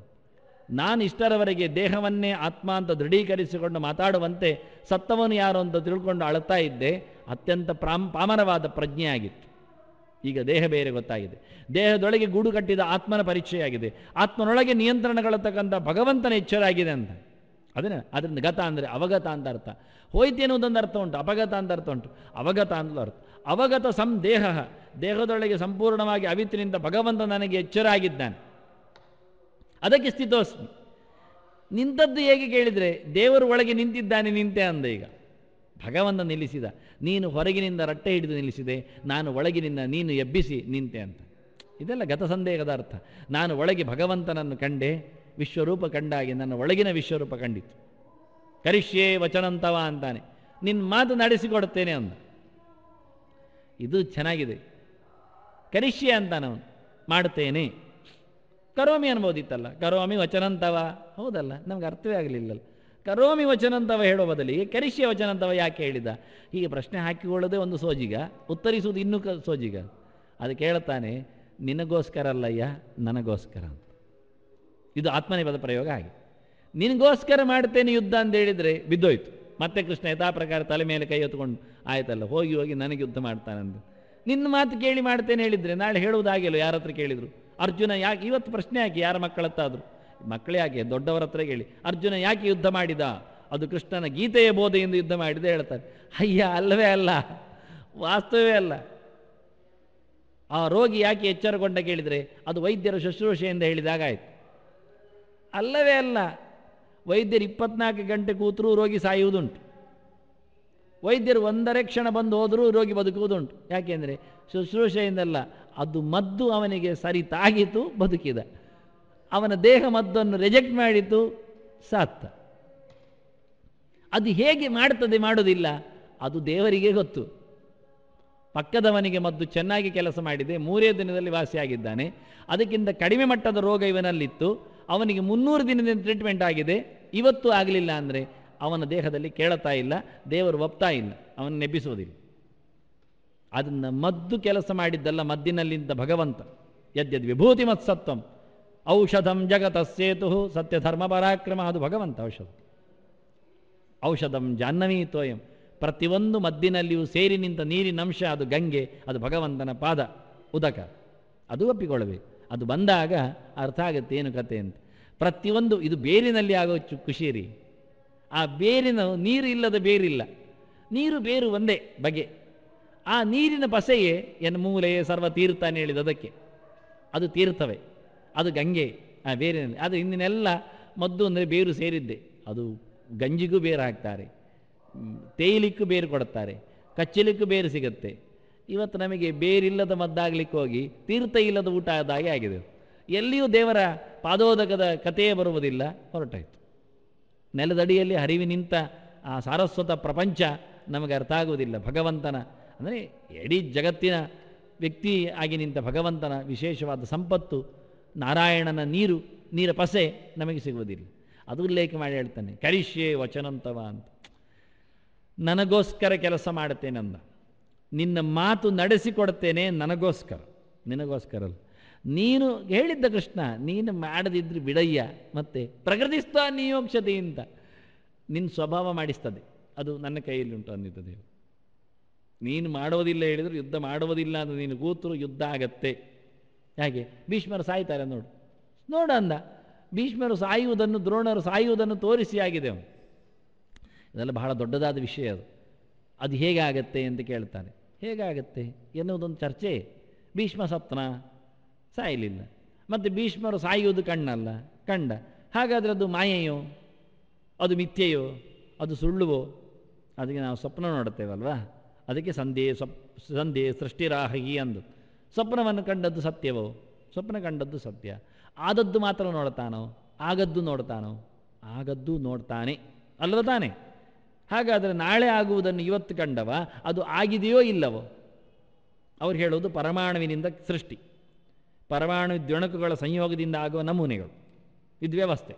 ಈಗ ಭೀಷ್ಮ ಅವನ ದೇಹ ನಜ್ಜುಗುಜ್ಜಾಗಿ ಹುಡಿಯಾಗಿ ಹೋಗುವುದು, ಅದು ಸಾಧ್ಯ ಆಗಲಿಲ್ಲ. ಭೀಷ್ಮ ಇಡಿಯಾಗಿದ್ದಾನೆ, ಆದರೆ ನೀವನಿಗೆ ಕಾಣುತ್ತಾ ಇದೆ ತುಂಡು ತುಂಡಾಗುವುದು. ತುಂಡು ತುಂಡಾಗುವುದು ಅಂದರೆ ಅವನಲ್ಲಿರತಕ್ಕ ಅಣುಗಳ ವಿಭಜನೆ ಆಗುವುದು.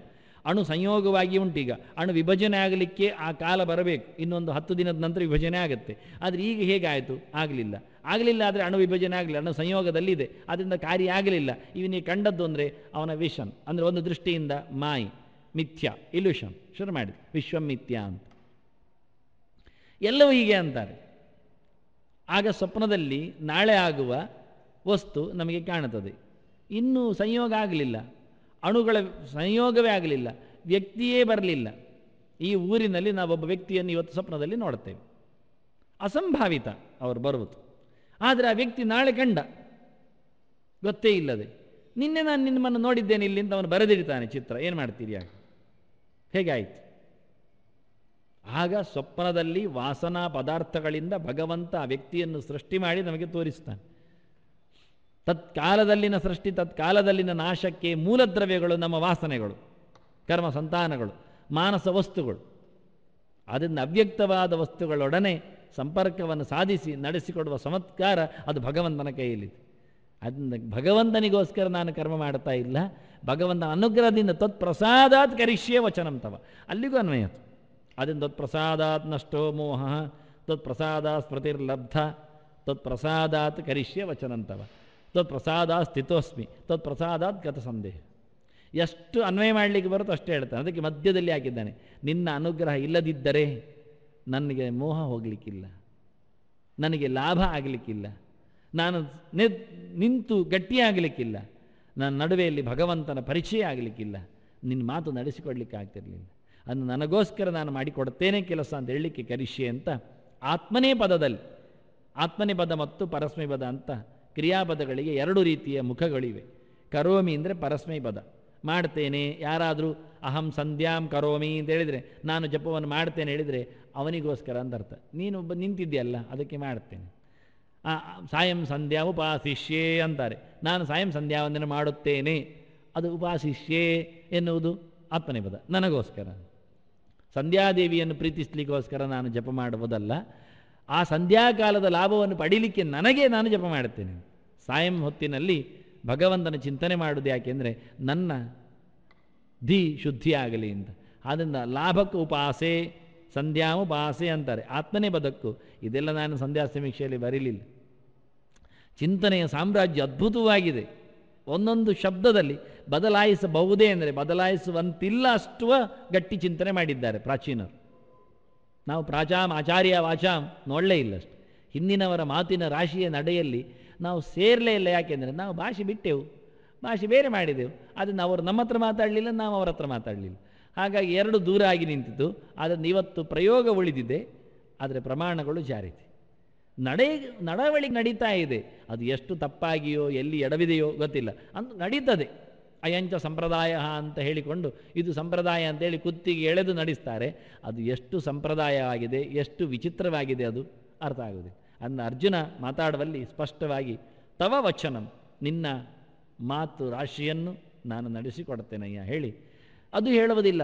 ನಿಜವಾಗಿ ಅರ್ಜುನ ಯೋತ್ಸೆ ಅನ್ಬೋದಿತ್ತು. ಸ್ಥಿತೋಸ್ಮಿ ಗತ ಸಂದೇಹ ಯೋತ್ಸೆ, ಯುದ್ಧ ಮಾಡ್ತೇನೆ, ನಿಮಗೆ ಆತ್ಮನೇ ಬದಬೇಕಾದರೂ ಹೋರಾಡುತ್ತೇನೆ. ಯೋತ್ಸ್ಯಾಮಿ ಬೇಡ, ಪರಸ್ಮೈ ಪದ ಬೇಡ, ಯೋತ್ಸೆ, ಹೋರಾಡುತ್ತೇನೆ ನನಗೋಸ್ಕರ, ರಾಜ್ಯ ನಾನು ಪಡೀಲಿಕ್ಕೆ, ಶತ್ರುಗಳ ನಿಗ್ರಹ ನಾನು ಮಾಡಲಿಕ್ಕೆ, ಧರ್ಮಸ್ಥಾಪನೆ ನಾನು ಮಾಡುತ್ತೇನೆ, ನಮ್ಮ ಜನರಿಗೆ ಅನ್ಯಾಯ ಆಗಿದೆ, ನಮ್ಮ ಮನೆತನದ ಹುಡುಗಿಗೆ ತೊಂದರೆ ನಡೆದಿದೆ ಅನ್ನೋ ಲೆಕ್ಕವನ್ನು ಮಾಡುತ್ತೇನೆ.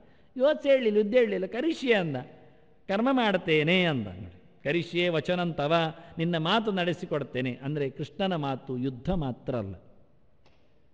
ಭಗವದರ್ಪಣ ಬುದ್ಧಿಯಿಂದ ಕರ್ಮವನ್ನು ಯಾವುದನ್ನೂ ನಡೆಸುವುದಾಗ್ತದೆ. ಮಚ್ಚಿತ್ತ ಅಂದಿದ್ದಾನೆ, ಭಕ್ತೋಭವ ಅಂದಿದ್ದಾನೆ, ಮನಾಭವ ಅಂದಿದ್ದಾನೆ. ಅದರಿಂದ ಎಲ್ಲ ಇರಲಿಕ್ಕೆ ಹೋಗಿ ಆದ್ದರಿಂದ ಅರ್ಜುನ ಏನು ಹೇಳಿದ ಕೊನೆಗೆ? ಯುದ್ಧ ಮಾಡುತ್ತೇನೆಂದು ಹೇಳಿದ ಅಲ್ಲ, ಅದು ತಪ್ಪು ಉತ್ತರ. ಯುದ್ಧ ಮಾಡ್ತೇನೆ ಅಂತ ಹೇಳಲಿಲ್ಲ. ಮತ್ತೆಂತ ಹೇಳಿದ? ಕೆಲಸ ಮಾಡ್ತೇನೆ ಅಂತ ಹೇಳಿದ. ನೀನು ಹೇಳಿದ ಕೆಲಸ ಮಾಡ್ತೇನೆ, ಹೇಳಿದ್ದಂತೆ ನಡೆಸಿಕೊಡ್ತೇನೆ ಅಂದ. ಅದರ ಯುದ್ಧ, ಅದರ ಒಟ್ಟಿಗೆ ಭಗವದರ್ಪಣೆ, ಅದಕ್ಕೂ ಮೊದಲು ಭಗವಂತನ ಮನಸ್ಸು, ಭಗವಂತನಲ್ಲಿನ ಮನಸ್ಸು, ಅದರಲ್ಲಿ ಅಧ್ಯಾತ್ಮ ಚೇತಸ್ಕನಾಗಿ ಇಷ್ಟೆಲ್ಲ ಅರ್ಥಗಳನ್ನು ತರಲಿಕ್ಕೆ ಈ ಕ್ರಿಯಾಪದದ ಒಂದು ಬಳಕೆ. ಅದು ನನಗಿಷ್ಟ ಬಂದಾಗಲ್ಲ, ನಿನ್ನ ಮಾತಿನ ಸೌಕರ್ಯವನ್ನು ನೋಡಿಕೊಂಡು ಅಂತಾನೆ. ವಚನಂ ತವ ಕರಿಷ್, ನಿನ್ನ ಮಾತನ್ನು ನೆರವೇರಿಸಿಕೊಡ್ತೇನೆ ಎನ್ನುವ ಪ್ರತಿಜ್ಞೆ ಅದು ಆತ್ಮಕೃತವಾಗಿ ಅರ್ಜುನ ಮಾಡಿಕೊಂಡು ಕೃಷ್ಣ ಕೇಳಿದ ಪ್ರಶ್ನೆಗೆ, ಇಷ್ಟು ಕೃಷ್ಣ ಹೇಳಿದ ಚಿಂತನೆಗೆ ಒಂದು ಕೊನೆಯಲ್ಲಿ ಅವನ ಒತ್ತು ಅಚ್ಚು. ಇದು ಅರ್ಜುನವಾದ. ಅದಕ್ಕೆ ಅರ್ಜುನ ವಾಚ, ಇನ್ನಿಲ್ಲ, ಇನ್ನು ಅರ್ಜುನ ಮಾತಾಡುವುದಿಲ್ಲ. ಏನಾಗಿದೆ ಅರ್ಜುನ ಮಾತಾಡಿದ್ದು, ಕೃಷ್ಣನ ಪ್ರಶ್ನೆಗೆ ಅವನ ಉತ್ತರ ಏನು. ಇಷ್ಟರಲ್ಲಿ ಉತ್ತರವು ಬಂತು, ಮೌಲ್ಯಮಾಪನವು ನಡೆಯಿತು, ಅಲ್ಲಿಗೆ ಪರೀಕ್ಷೆಯಾಯಿತು, ಫಲಿತಾಂಶವು ಹೊರಗೆ ಬಿತ್ತು, ಎಲ್ಲ ನಡೆಯಿತು. ಇನ್ನೇನಿದ್ದರೂ ಅರಮನೆಯ ವಾದ. ಸಂಜಯನ ನುಡಿ ಶ್ರೀಕೃಷ್ಣ ಅರ್ಪಣಮಸ್ತು, ಶ್ರೀಕೃಷ್ಣ ಅರ್ಪಣಮಸ್ತು, ಶ್ರೀಕೃಷ್ಣ ಅರ್ಪಣಮಸ್ತು, ಶ್ರೀಕೃಷ್ಣ ಅರ್ಪಣಮಸ್ತು, ಶ್ರೀಕೃಷ್ಣ ಅರ್ಪಣಮಸ್ತು, ಶ್ರೀಕೃಷ್ಣ ಅರ್ಪಣಮಸ್ತು.